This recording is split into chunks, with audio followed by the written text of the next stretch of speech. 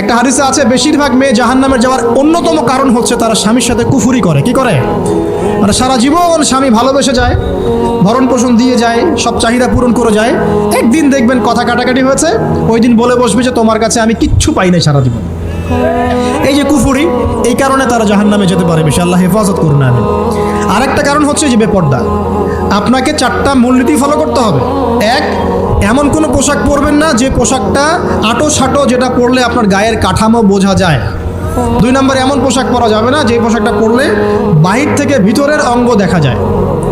তারপরে 3 নম্বর, এমন পোশাক পরা যাবে না যেটা অমুসলিমদের সাথে সাদৃশ্য আছে। কথা বুঝতে পারছেন?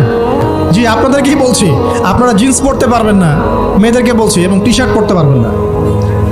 আপনারা ওই যে যা ইচ্ছা তাই ড্রেস পরে বলবেন যে 1000 বছরের সভ্যতা সংস্কৃতি, এসব বাজে কথা চলবে না এখানে। এটা 1000 বছরে কোনোদিনও আমাদের দাদা নানিরা এগুলা কখনো পরে নাই, পড়ছে?